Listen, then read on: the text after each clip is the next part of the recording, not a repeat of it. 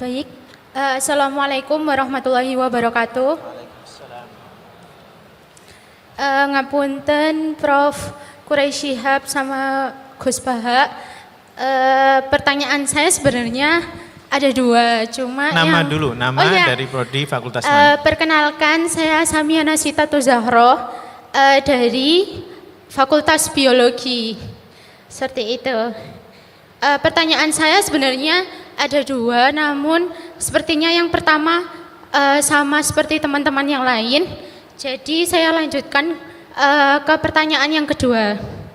Pertanyaan saya, dalam kehidupan seperti berpolitik, bermasyarakat, lalu berorganisasi itu seringkali ditemukan perbedaan pendapat dan bersitegang sampai terjadi konflik yang mengkhawatirkan ukhuwah dalam wilayah tersebut. Lalu bagaimana menyikapi hal tersebut sebagai khalifah atau pemimpin dan sebagai orang yang di dalamnya yang tentunya harus derek kepada khalifahnya tersebut. Terima kasih. Wassalamualaikum warahmatullahi wabarakatuh. Waalaikumsalam. Yang di belakang, silahkan. Matur nuwun. Gus Baha, teng Al-Qur'an niku wonten lantana lul birro hatta sebentar, alon-alon dulu, perkenalkan dulu. Oh ya, maaf. Oke, perkenalkan, nama saya Imam, tapi bapak saya Zainuri, jadi saya lebih suka dipanggil Ibnu Zainuri. Baik, Gus Baha, di Al-Qur'an itu ada lantana lul birro hatta tunfiqu mimma tuhibbun.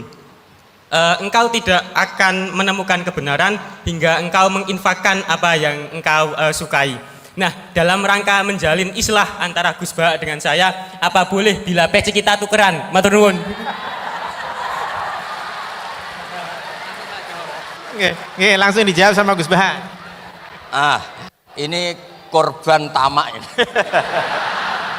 Artinya gini, Anda mengabaikan keadilan. Kalau tak kasihkan ke kamu, yang lain geremeng semua. Tapi bukan karena kikir, karena tadi korbannya lebih banyak. Loh iya, jadi supaya tadi ngaji tafsir lagi, mimma itu sebagian.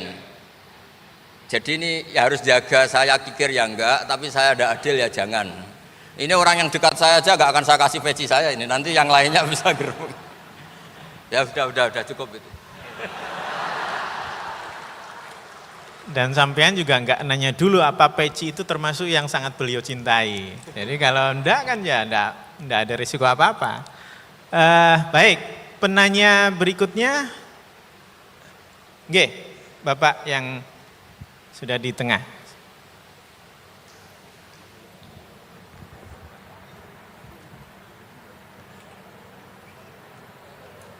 Sudah tes. Bismillahirrahmanirrahim. Assalamualaikum warahmatullahi wabarakatuh. Perkenalkan, nama saya Muhammad Amalia Sumbada dari Ekonomi Vokasi. Seperti masnya tadi, karena bapak saya Suprapto, saya lebih suka dipanggil Mik Suprapto.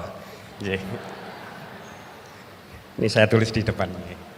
Yang pertama sebelumnya saya kepada Prof. Quraisy Shihab, saya mohon maaf dulu, mumpung kesempatan bisa meminta maaf, karena zaman dulu saya masih kuliah, masih suka ngaji yang rodo-rodo ekstrim itu, ketika melihat Pak Quraisy Shihab di TV itu saya sok ngerasani.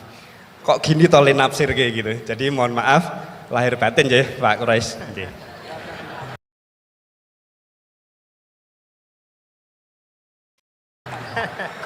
Mumpung ada kesempatan.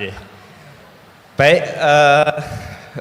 saya ingin menyampaikan terkait ukhuwah. Tadi mungkin nyambung dengan sesi pertama tadi terkait ini ada dua kubu sama-sama pengen berdiskusi, sama-sama kenceng gitu ya. Nah, ini yang harus mendamaikan siapa gitu. Kalau sama-sama legowo enak tadi ya. Oh ya sudah, tidak perlu diskusi sama orang yang kepala batu gitu ya.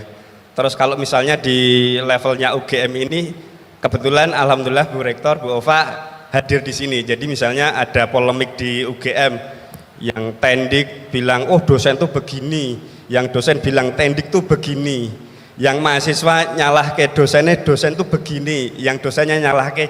Nah ini kan ada pimpinan di atas untuk bisa mendamaikan karena hadir di sini. Nah yang jadi pertanyaan saya, menjadi kekhawatiran itu ketika di ranah dakwah.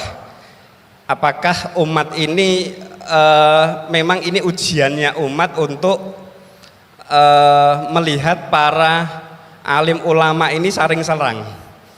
Jadi misalnya kalau kita belajar distribusi normal itu kan pasti ada 10% ekstrim kanan, 10% ekstrim kiri. Yang tengah-tengah itu biasanya ikut-ikutan aja. Konteks misalnya di masjid, ada ulama yang ekstrim kanan itu selalu sholat itu harus jamaah, harus di masjid, harus tepat waktu dan sebagainya. Yang tidak itu salah dan merasa punya kewajiban untuk membenarkan. Nah, sedangkan ada ulama-ulama yang kebetulan Gus Bah kemarin saya nderek di Watu Congol sebentar sekali, Gus Bah ngajinya di Gus Ali, alhamdulillah di sini kepanggih lagi. Itu Gus Ali itu tipe-tipe ulama yang ngopen-ngopeni jamaah. Ya sing penting sholat. Ora iso saiki ya kodok kan gitu. Ya engko dirapel. Nah, siapa yang berkepentingan untuk atau punya kewenangan untuk memahamkan dua kubu ulama ini untuk memahamkan bahwa jenengan ini porsinya sini, jenengan ini porsinya sini, nggak usah saling serang. Nah, kita ini kan jamaah hanya nonton, bingung. Kesannya itu kita ikut di sini disalahkan sana, kita ikut yang sana disalahkan yang sini. Nah, ini kira-kira harus tugasnya siapa untuk memahamkan para alim ulama ini bahwa beliau-beliau ini punya porsinya masing-masing, tidak perlu mengikuti ranahnya yang berbeda. Mungkin itu saja. Matur nuwun. Assalamualaikum warahmatullahi wabarakatuh. Waalaikumsalam. Kalau pakai logikanya Gus Baha, bingung itu perlu disyukuri. Karena itu artinya masih mikir. Masih punya kepala dan kepalanya masih berfungsi. Bismillahirrahmanirrahim. Tadi yang dari Magelang ya, yang tetangganya Gus Ali tadi Bali, yang minta maaf sama Pak Kures. Saya mewakili beliau sudah dimaafkan. Karena saya tahu kalau tradisi orang alim, tradisi kiai itu memaafkan itu ibadah, jadi enteng saja. Apalagi pas Anda ngerasain itu nggak ditulis kok, diaras karena nggak ngefek. Saya satu cerita ini hadis sahih di Bukhari, nggak bisa dipertentangkan. Ini hadis sahih di Bukhari, di Muslim. Di antara yang diapresiasi Allah itu adalah potensi jahat kita tidak kita wujudkan.